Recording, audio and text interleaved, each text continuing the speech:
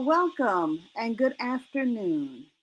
My name is Dr. Cheryl Gittens, and I am the Interim Deputy Vice Chancellor for Diversity and Inclusion, Vice Provost, and Chief Diversity Officer.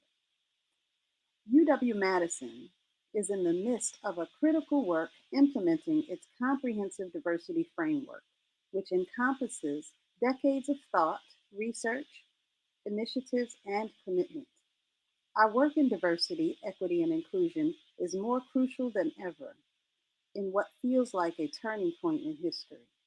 Our commitment to leading, supporting, and promoting inclusion, equity, and diversity will not waver, even while we engage via virtual platforms or socially distant experiences that are safe, encouraging, and inclusive.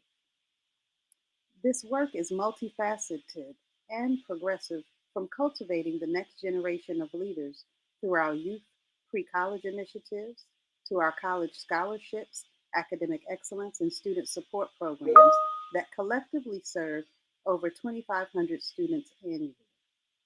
We also work to recruit, retain, and develop and promote a diverse cadre of faculty, staff, and graduate students through efforts like our faculty diversity initiatives, affinity group gatherings, leadership institutes, learning communities, and our annual diversity forum. And we will continue to build our sense of community through traditional and innovative ways to uplift the contributions of our dynamic Badger alumni, campus peers, and community members.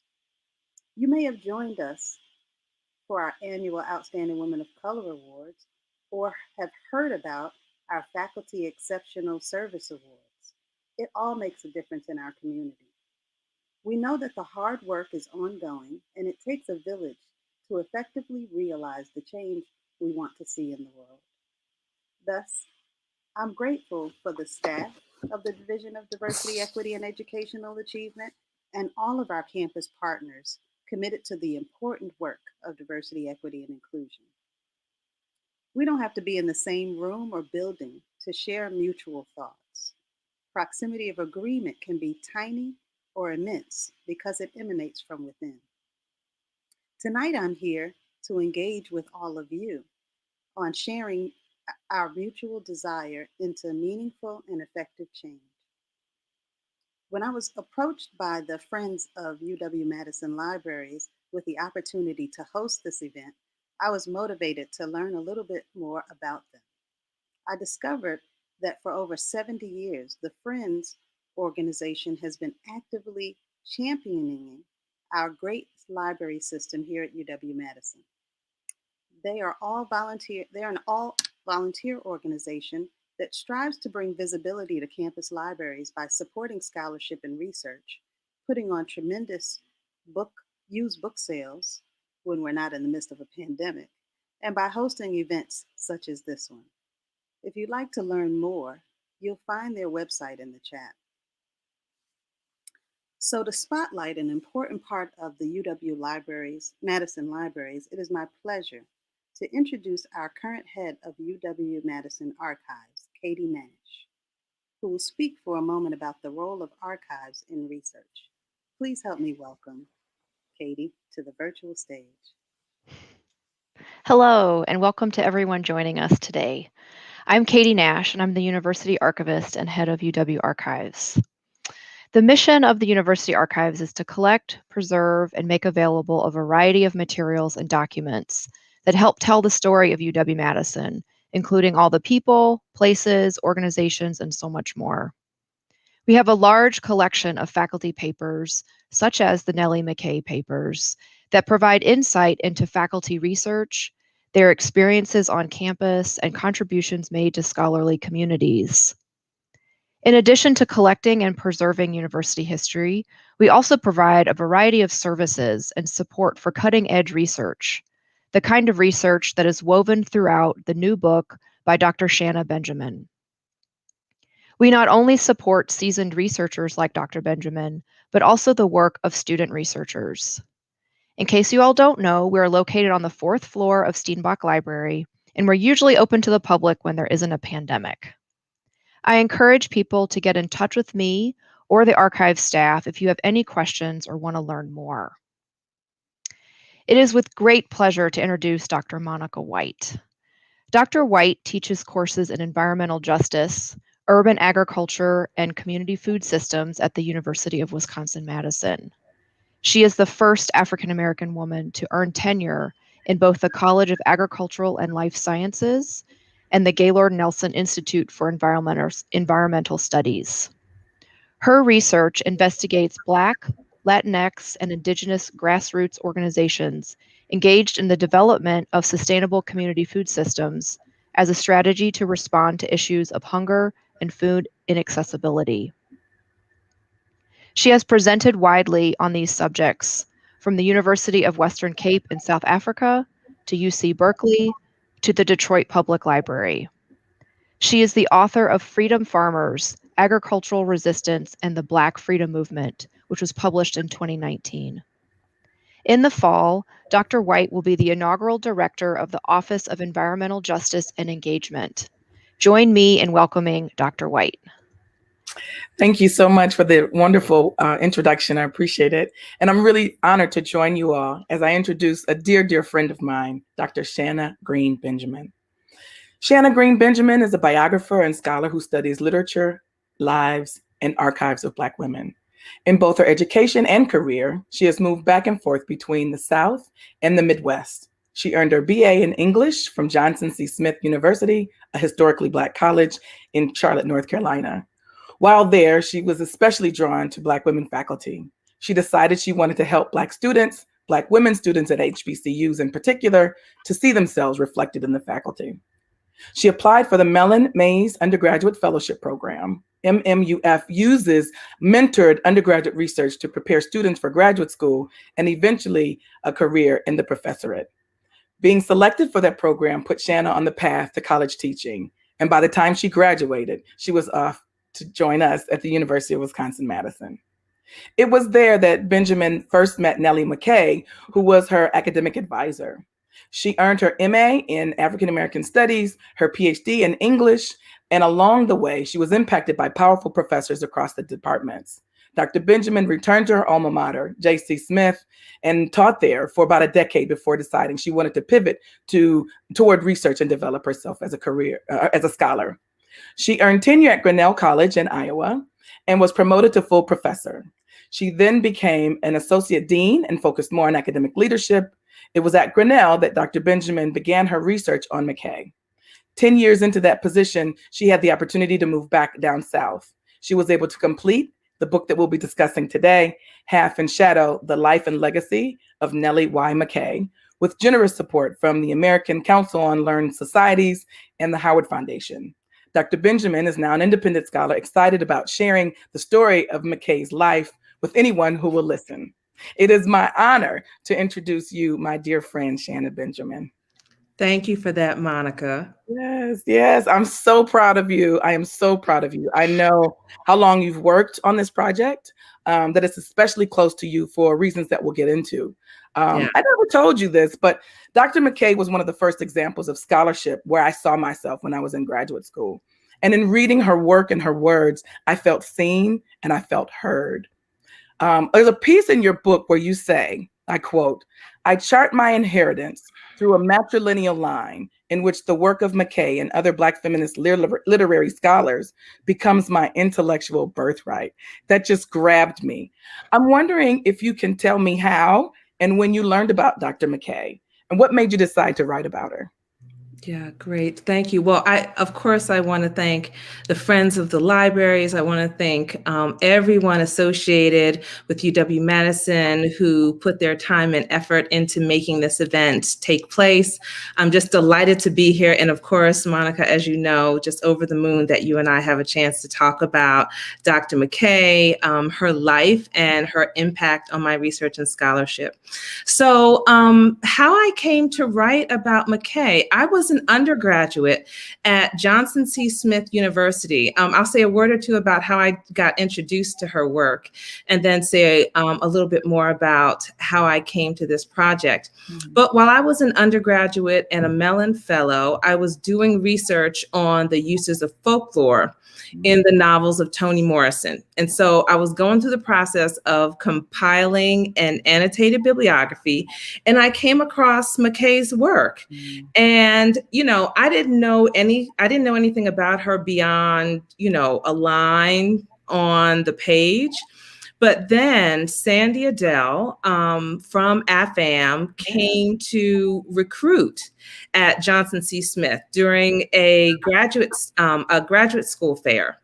And in the process of looking over the roster of faculty from UW-Madison, I pointed and I said, I know that name. And it was Dr. McKay. And so that was the way that I first kind of connected to UW-Madison. But then, of course, it was later in my research in Black women writers, in my experience teaching at a small, predominantly white liberal arts college in the Midwest, that I began to think about how there came to be a place for me, how there came to be a discipline of African-American literature, Black feminist thought, all of these lanes that I had available to me that, I knew nothing about when I was an undergraduate. I just knew that I loved reading these novels. I loved reading the literature, and I wanted to learn more. And so that connection put me on the path that eventually led me to writing this book. That's beautiful. I love that. And I love how you talk about your own personal experience and how it was informed by the reading, but also this weaving between you and Dr. McKay in your book. It's just a really beautiful, and it reminds me of Toni Morrison's in Search of My Mother's Garden, right? So it really feels rooted in that kind of a philosophy.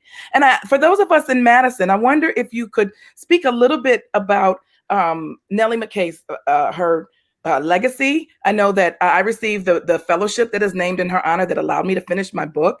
And I wonder if you could talk about her experiences here at Madison and the legacy that she left here behind for us. Sure. Well, Nellie McKay was recruited to the University of Wisconsin-Madison while she was a graduate student at Harvard. So she was finishing up her PhD in the English department there in 1977. And it was then that Richard Ralston reached out.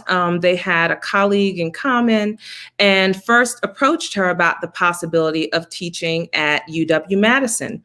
She decided to take the position and became a faculty member in Afro-American Studies.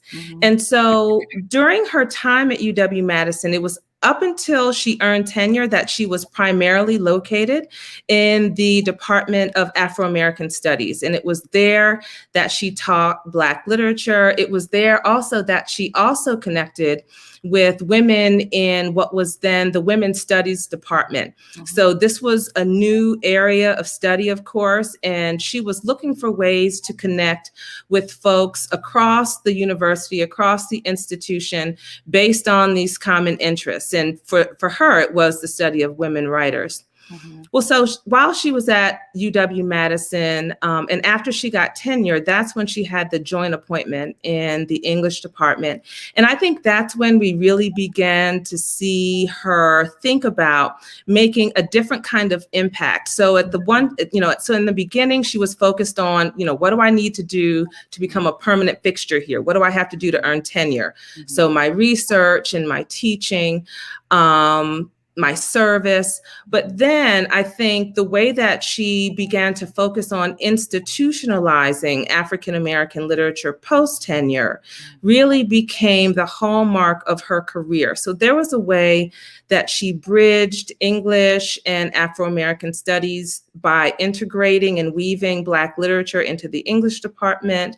And I'm sure we'll talk later on more about the Bridge program, but her impact on the institution had a lot to do with her commitment to access insofar as African-American literature was concerned, but also in making sure that students of color, especially Black students, had access not to just Afro-Am, but also to PhD programs where they could then become members of the professoriate and eventually kind of take her place, right? And become the faculty members who would continue to propel the study of Black literature forward.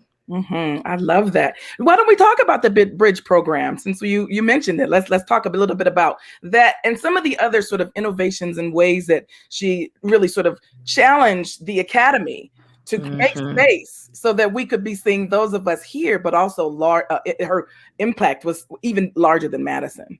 Yeah, absolutely. So I think it's really easy to take for granted the fact that African American literature is something we study in colleges and universities, that it's, you know, Their Eyes Are Watching God is taught in high schools, and, you know, you have Black writers who pop up on these syllabi much more frequently than they did when Dr. McKay first came to UW-Madison.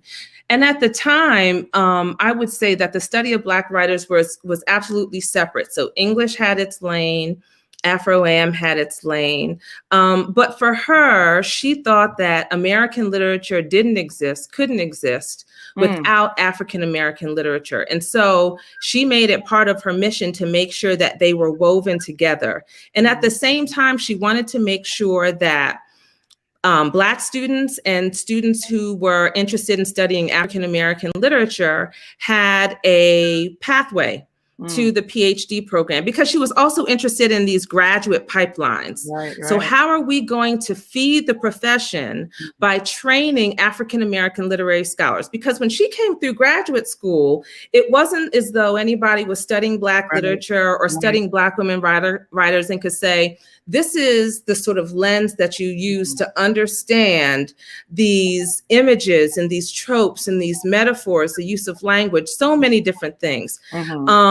There was nobody out there to kind of decode that for the world, for the academy. And so McKay and other Black women literary scholars did this work, and they knew that in order for it to live on, they needed to train the scholars who would be prepared to teach the courses and to write the books and articles required to make sure that we continue to have these complex ways of reading and understanding Black women's literature and African-American literature. So the pipeline program, she collaborated with folks in the English department.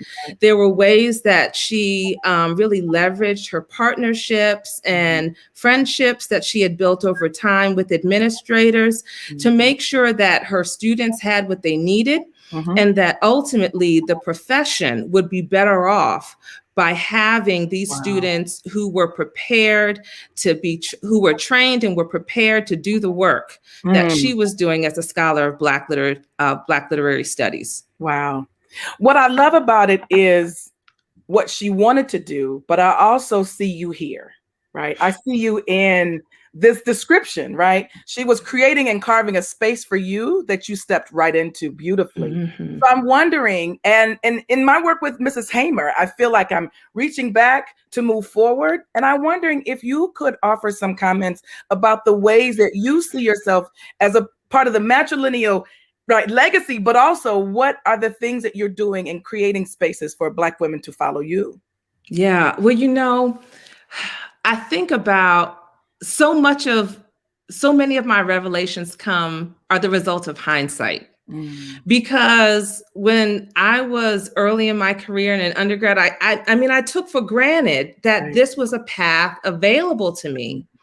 But it wasn't until later that I really started to think, well, this is a line. And after, you know, once you've been doing work within a department or, you know, my work as an associate dean, you know how precious those lines are. And when institutions allocate funds and resources in a particular area within a particular department, that means something, because competition is steep and it's getting more and more steep within the humanities as we speak. So the fact that this existed as an area of study for me, I just couldn't help but wonder how I got here. And so I drew on what we did in the summers during our family reunions. And so part of our family reunions always involved the reading of the family history. Wow. And, you know, I had a cousin who would get up and he would read, and he had such a presence. And it was a major part of the way that we understood the value of family.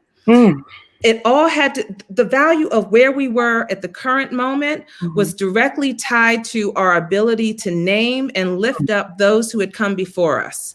And so when I thought about myself as an African Americanist, as someone who studies Black literature and culture, I could not remove that or divorce that from what was originally a lack of understanding about how I was positioned in relation to folks who came before me. And so, you know, the book was an exploration of that because I needed, in order to understand my place and my role, I had to go back and I had to trace it. But at the same time, one of the things that I do in the book is I have these autobiographical vignettes. And there are ways that I thought it was important to juxtapose experiences that I had or was having with experiences that I was going to talk about in the subsequent chapter, just as a way of saying there's been progress made, but there is still work left to do. Yes, I love that. There's a sister professor at Spelman who told me, when you write about someone's life, you become a part of theirs and they become a part of yours.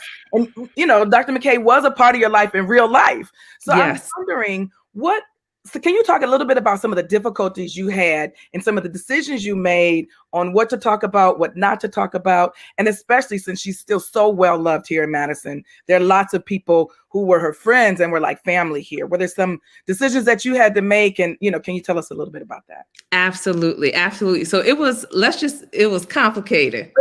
It was complicated. So, you know, Black women, just generally speaking, our sister friends are not going to give up the goods on our personal lives. I mean, I was coming at this as, you know, in the beginning, I was kind of inside because I was her student. But still, there's this work where you really need to develop trust. And that trust isn't something that hinges on a particular action at that moment.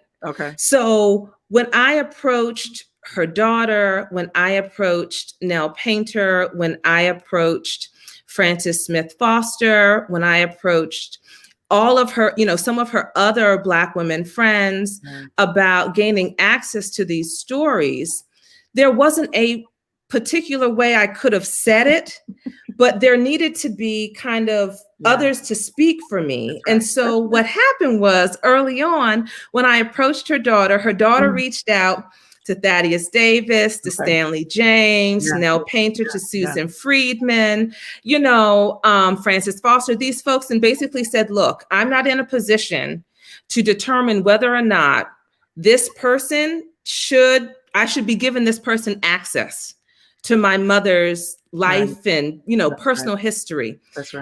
And, you know, folks need to vouch for you. So part of it had to do with how you build trust among Black women and others who are the gatekeepers to these histories. So, you know, there are these oral narratives, but then there's also access to papers. And Nell Painter very generously gave me access to her correspondence with Dr. McKay before they were available to the general public. So you have to show and prove kind of before you get to the point of asking. And then at that point, the fact that I knew that I needed to first make sure I was able to touch and agree with all of the appropriate parties, then I was able to move forward. But in terms of, so that was about kind of generating the primary sources that I needed to write her story.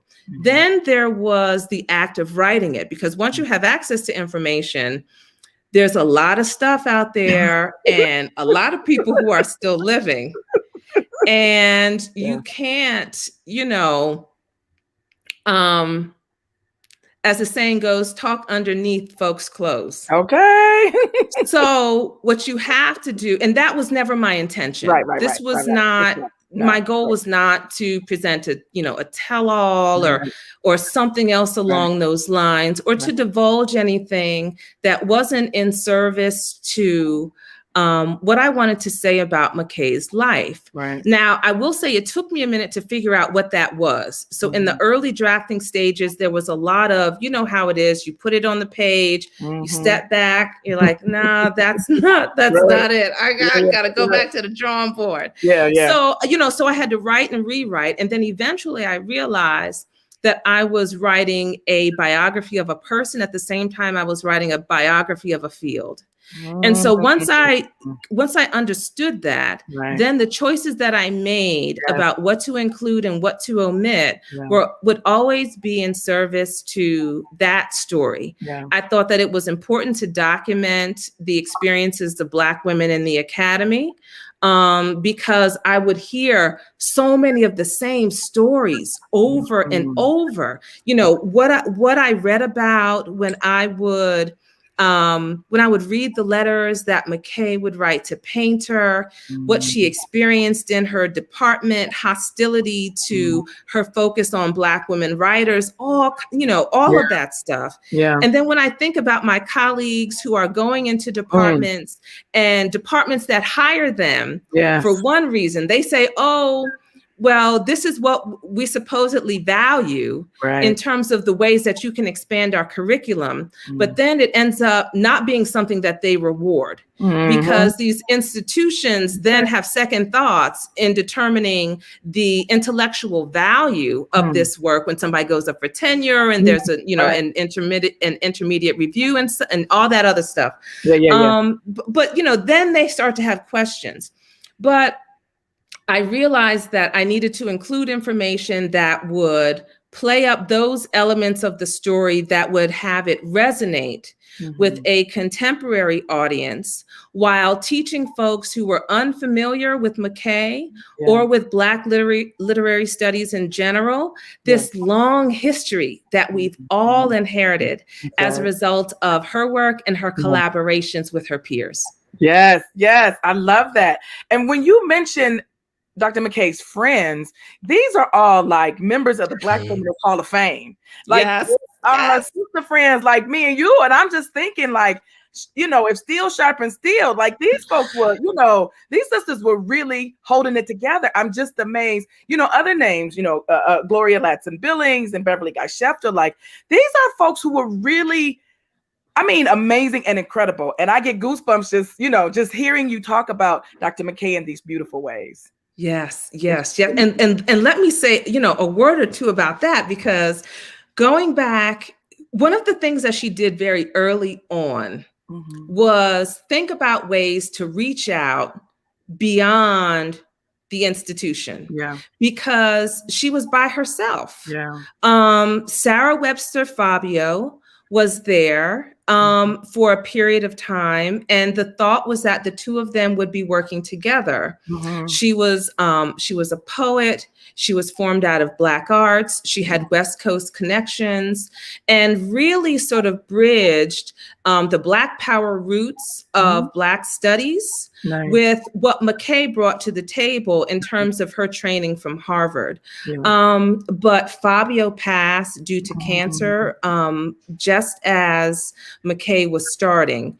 And so they never had the chance to work together. So as a Black woman doing Black literary studies, she had to figure out how she was going to make these connections. And what I love about when I revisited her papers, we're seeing the notes and the memos. So now we send emails and we have all this electronic communication, but she had all these little memos. And so when there was an opportunity for a conference, or, how can we come together and be on this panel? How can we come together? And, I understand you're doing work about this. let's not just be separate papers on all of these different panels. Let's come together and make sure that we take up real estate, that we take up space on the conference program by highlighting the work of Black women writers. And so it was just a joy to go back and to read those letters and the memos and to get a sense of the really intentional work that went into building the field. It wasn't happenstance, but it was methodical. And to see how she did it, to see how some of her, what her peers focused on, because not everybody did the same kind of work, was really enlightening to me, and one of the joys of writing the book, being able to trace that history for folks. Yes. Oh, I'm so glad. I'm so grateful. I have a question. You and I both do archives, and we know how important the archives are. As you talked about the notes, the memos, like when you say touch and agree, I'm literally touching the actual documents and agree, so I'm wondering if you have anything to say to archivists, the importance of archives for collecting our papers. Like, do you have anything to speak to in terms of the importance of archives? Absolutely. And, I think that I'm not the only one, and I'm certainly not the first person to talk about the politics of the archive, especially as they relate to the work of Black women and other understudied and underrepresented figures, because you have these questions about value and, what has value, what will we retain, and what will we preserve? Now, it's one thing to say, okay, we'll accept your stuff. It's another thing entirely for me as a researcher, for an archive to say, and then we'll also make the investment to make sure that they are processed. So when I first started the project, and so this was 10 years ago, McKay's papers had not been processed.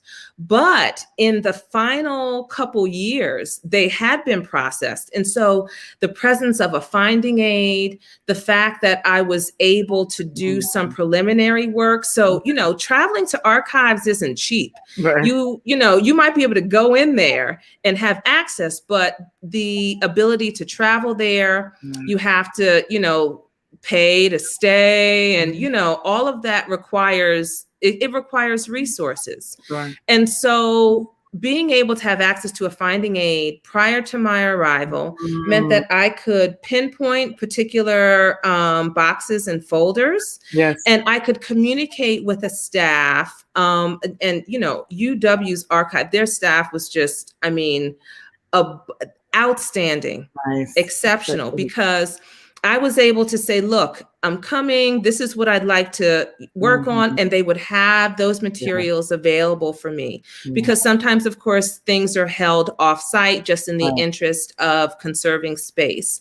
And so, processing the papers is absolutely crucial. But these days, and with the advent of COVID, I'm really appreciative of those archives that make the next step and then digitize the resources.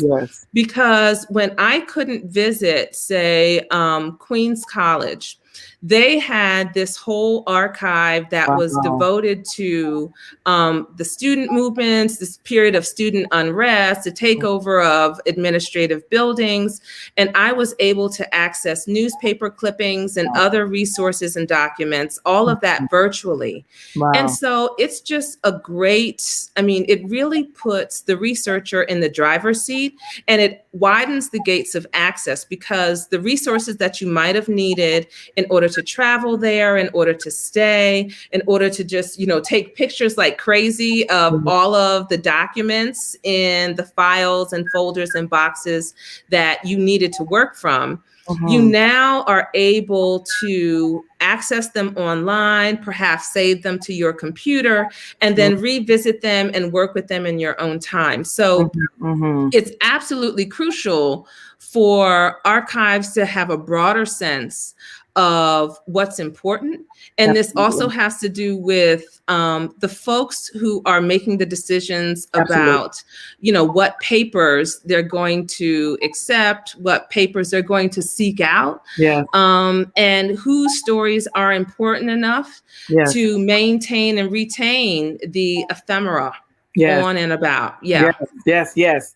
So I have this question. I feel like we're at a critical moment where we're seeing more Black women on college campuses and in the faculty as part of just something that I see happening. I wonder, what do you think, Dr. McKay, what kind of advice Dr. McKay would offer Black women in the academy? That's one question. And the other question is, what advice would Dr. McKay offer the administrators of institutions that have DEI initiatives? What might she offer?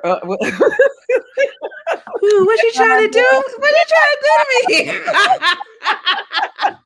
Okay. All right. Well, I'm gonna get to the second part first. Okay. Because when she was at UW-Madison, Donna Shalala was the chancellor. Right. And so at the time there was a system-wide diversity plan, but there was something that Shalala instituted, which was called the Madison Plan. And this was focused on the University of Wisconsin-Madison, initiating a cluster hire of faculty of color. And the goal was figuring out these creative ways to recruit and retain these faculty members.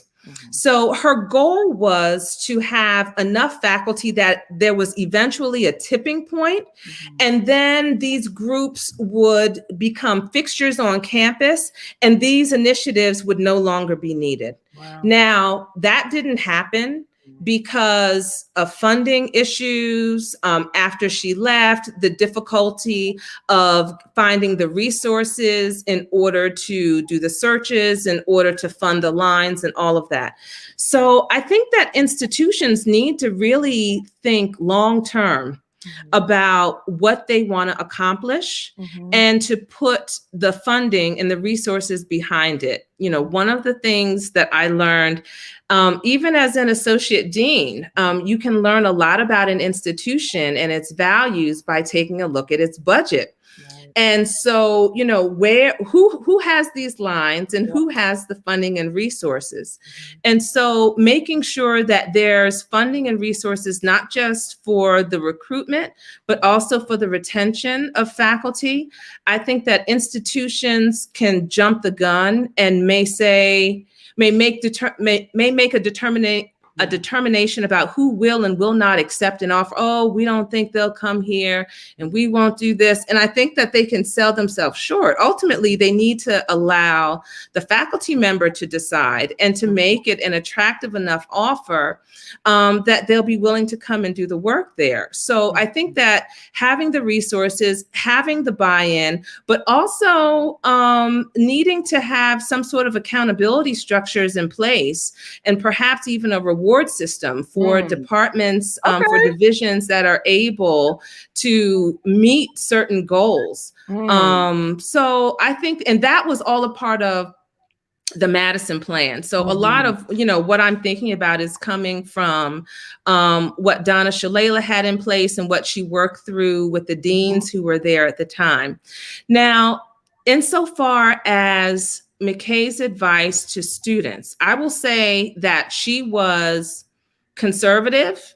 If we're along a spectrum, she was more conservative. She was more reserved in her approach.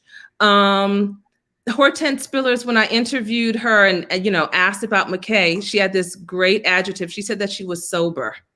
So, you know, in thinking about her outlook, she really, you know, one of the things that she said was that you never enter into a fight that you don't intend to win. All right. And so when she decided when she was going to step out and ask for something or initiate a partnership, she needed to feel, my sense is that she needed to feel as though it was going to be a win in order for her to make those first steps. So I say that to say that when I'm thinking about her advice, that it's out of who she was at her core.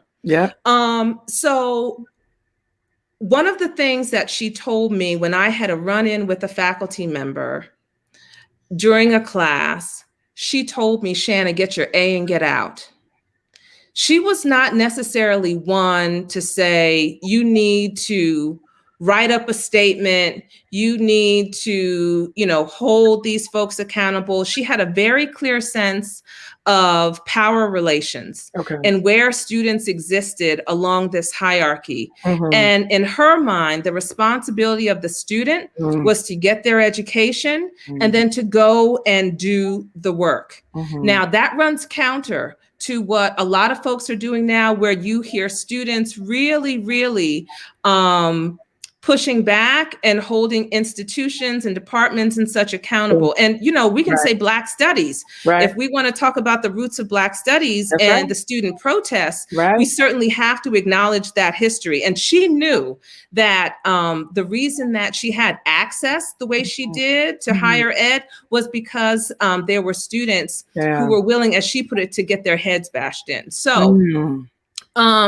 but in her mind, ultimately, the goal was to get your education and to impact change once you were in a position of power to make space for somebody else. So she would say to students, I think, to make sure that you were able to get what you needed from the institution, to form partnerships. She was always looking to build community, even beyond the University of Wisconsin-Madison, when at first she didn't have a whole lot of personal relationships beyond the institution. She wasn't in a sorority. She didn't have young children. And so some of the natural partnerships and relationships and friend groups that form when you have that kind of when you have those sort of built-in networks, she didn't have that. And so she looked beyond the institution and developed friendships and relationships with colleagues beyond UW-Madison. So I would say thinking beyond your institution, especially if you are one of the only faculty members, to focus on your education and getting what you need, and if necessary, getting out to do the work that you want to do. And then I would also say that she would recommend that folks don't underestimate the power of interracial relationships. Not, and I would think, and I'm thinking especially about her work with white men and what she was able to accomplish with Phil Certain when he was a dean at UW-Madison, what she was able to accomplish with Craig Werner, who was a faculty member before his retirement in Afro-American Studies. And so not to be narrow in your sense of allyship, and to think really carefully and critically about those who are down for what you're doing, who you can consider to be a part of your team. And then to build those connections, those relationships, and those bridges so that you can have the support you need, so that you can have the encouragement you need, so that you have the resources you need in order to go out and do your work, which was ultimately what she wanted you to do. She wanted you to do your work. Do your work. And speaking about work, I'm wondering in my last question, because we could kiki all day. I want to know, what's next for you? What are you working on? Where are you headed? What are you excited about? Yeah, well, the thing that excites me the most these days, since I am here in Charlotte and I've been thinking about the work on the book, but also my passion for encouraging other people in the way that McKay lifted me up and encouraged me. So I'm working on a project, and it revolves around coaching and consulting. It's called Firestarter, as a matter of fact. And one of the things that I envision is a first book at Mid-Career Institute, because when I decided to write about McKay's life, I had already earned tenure. And I was in a position where I had a great deal of freedom in terms of the subject matter, but I also didn't have the pressures of tenure kind of, holding my feet to the fire to make sure that I was getting the work done. And so I'm trying to figure out, what can I do to provide others who may be in a similar situation, faculty at liberal arts colleges, faculty at historically Black colleges and universities, who find themselves at mid-career deciding, you know, I have something to say. Yeah. But I need to go back and I need to figure out this book thing. Yeah. And how can I do it in a way where I can honor everything that I've learned as a faculty member, as a programmatic steward. You might have led something on your campus, but to think really critically about all that you bring to the table and how to get you to this final product so that you too can do your work. I love it. I love it. Now, I think that we're opening up the floor for some questions. Do we have some? I'm excited about what's next for you. I'm so, so happy and so excited. And I'm just going to enjoy watching your star rise, my dear friend. Well, it has been an absolute pleasure to talk with you. And I think that, I mean, this is representative of part of the joy of McKay's life, because as folks will, you know, for those of you who may already have the book or who may know something about McKay, there may be the sense that because she made particular decisions to withhold information about her family to her colleagues and friends in the professoriate, that there was a personal life that she didn't have, when in fact she did have a very, very rich, she held very rich relationships with her friends. And so as we sit here together, I mean, I think about the energy in and around the conversations that she would have when she would bring her colleagues to campus. So she did that all the time. We had an opportunity to sit down, you know, with those luminaries that you talk about. And I just think, we were just graduate students at the time. What did we know? But ultimately, it's just always nice to feel as though you're kind of eavesdropping. And it's this, you know, they have this private conversation. And so what's my point? My point is that in talking to you, I just feel like we're able to have this kind of intimate, private conversation that everybody else now has access to. Absolutely. Absolutely. I am so excited. I think, Taia has a question. Did you leave anything on the editing room floor? Yes, Tia, thank you for that. You know, I left so much on the editing room floor. I mean, when I think about what took me from the drafting stage to the stage of having a completed manuscript, I think one of the mistakes that I made early on was that I was trying to write the final draft first. And as someone who teaches writing, I know better than that. I know that there's a process, that there is always a process. And so I had to write myself into the narrative. I had to write myself into the story, and in the process, had to get comfortable with getting it all out of my head, and then taking a step back and thinking about what works and what doesn't, and then just being ruthless and saying, if this is not the best sentence here, then I'm going to need to either revise it or let it go.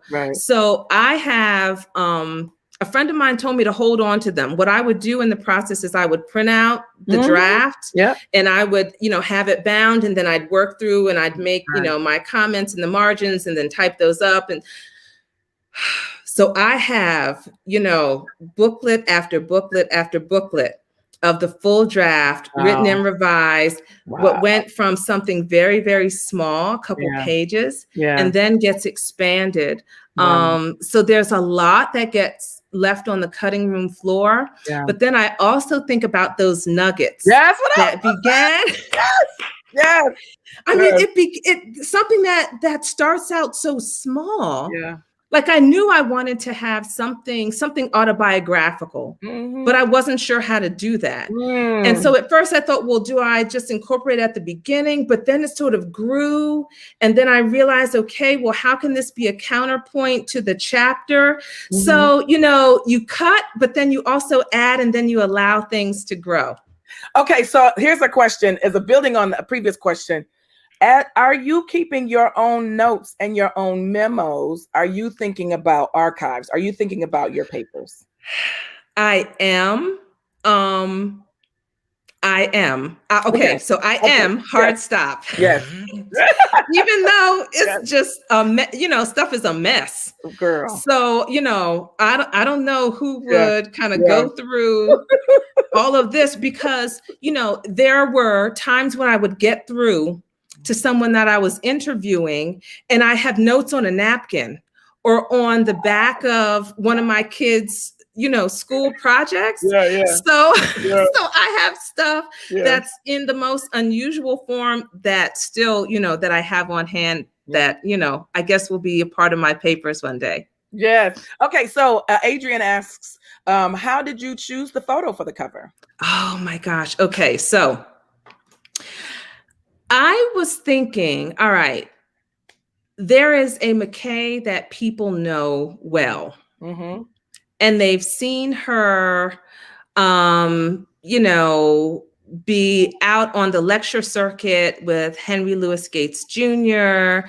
She would be conducting these interviews. And so you had an image of her that was very refined, well put together, in her scarves and in her mud cloth.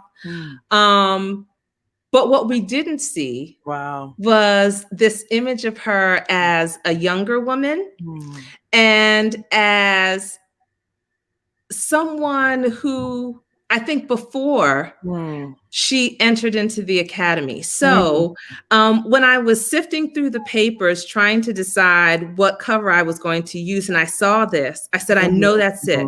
Because, she's got on this little strappy number, she's got her shoulder out, but then there's also a way that she's peering into the camera.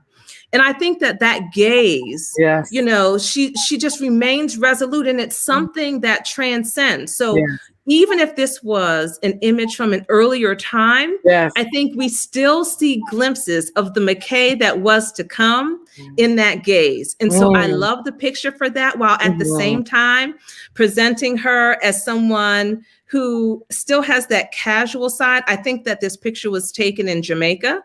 And so I think as the daughter of immigrants, there is something that is wrapped up in this cover that I just absolutely love. And she's looking over your shoulder right now, which I feel like as you're describing it and talking about it, it's just so powerful. Just the description and the imagery and what it means to you as you're talking about her work. It just gives me goosebumps. I love you. Okay, so another question from Valeria. It says, I apologize if I mispronounced your name. What do you know about the impetus to co-write the Norton Anthology with Henry Louis Gates? Yeah, well, you know what? That is really a fascinating story because she was not his first choice.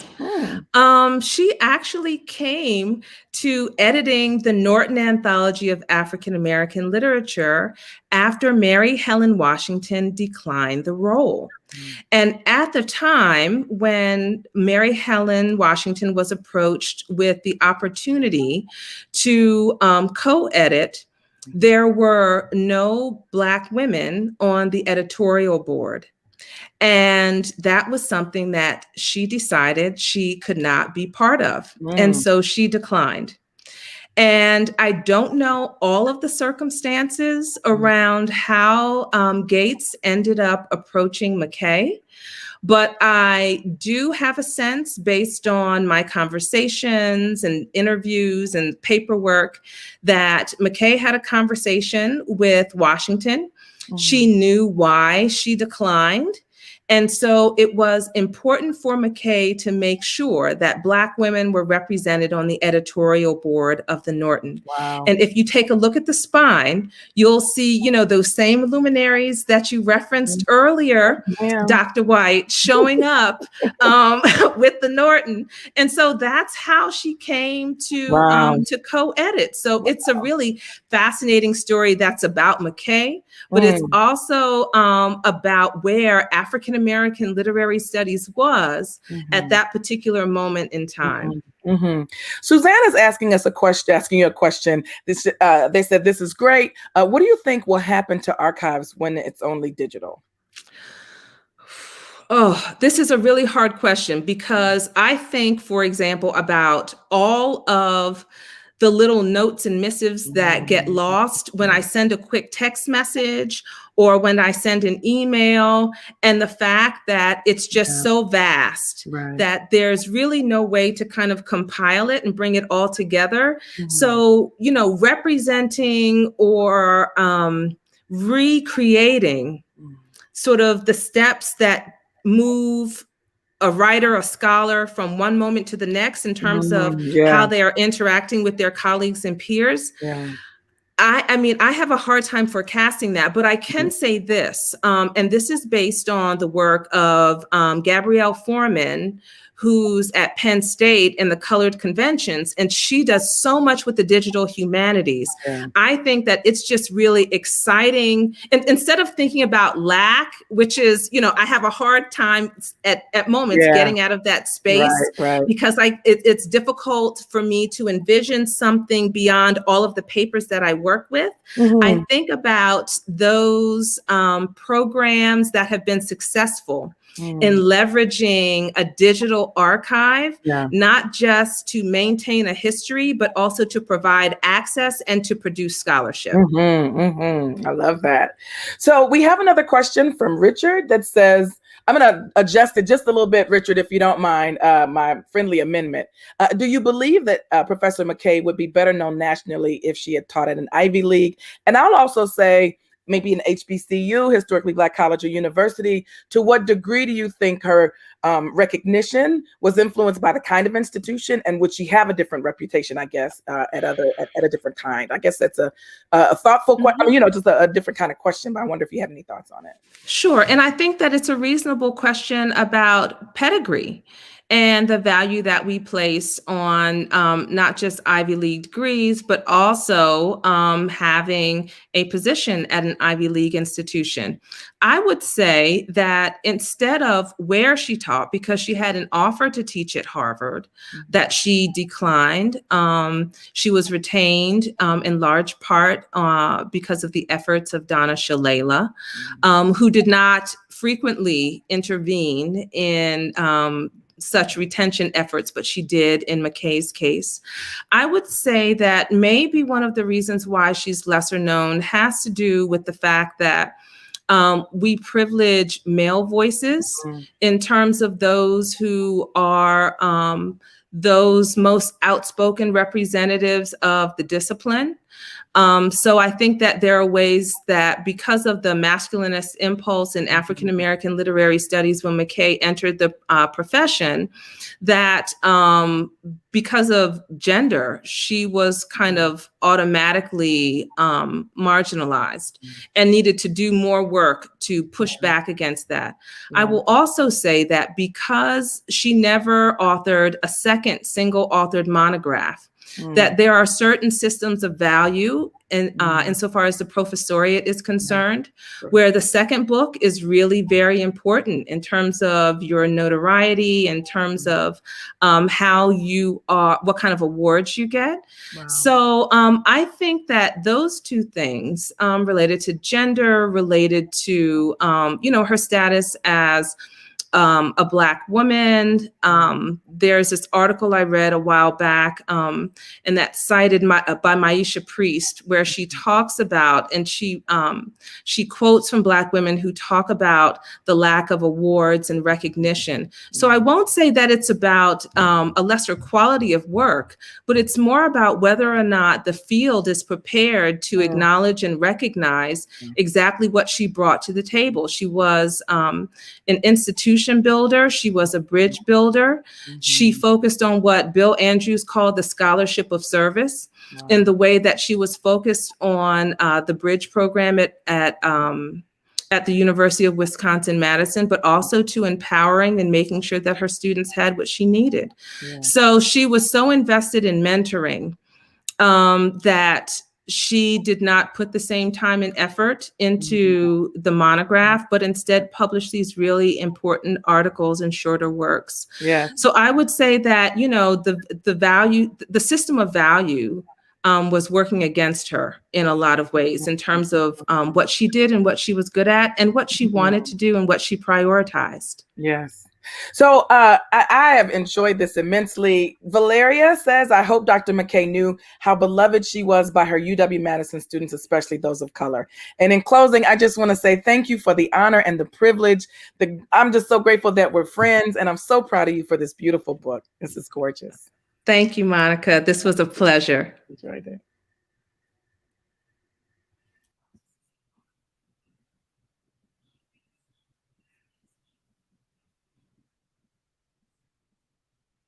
My mic wasn't on, so I was cheerleading behind the words of Dr. Monica White. I was thrilled to be a part of this conversation and just sort of sitting on the couch pretending we were all together just talking about this work. There's so many rich themes that I heard tonight, and I can't wait to review the copy. And I hope that everyone in the audience takes advantage of getting a copy. It's a wonderful opportunity for us to celebrate and uplift women of color, to continue to reflect on how we're engaging diversity and equity and inclusion then, how we were doing it then with the Madison Plan, and how we're doing it now with our efforts to live out the diversity framework.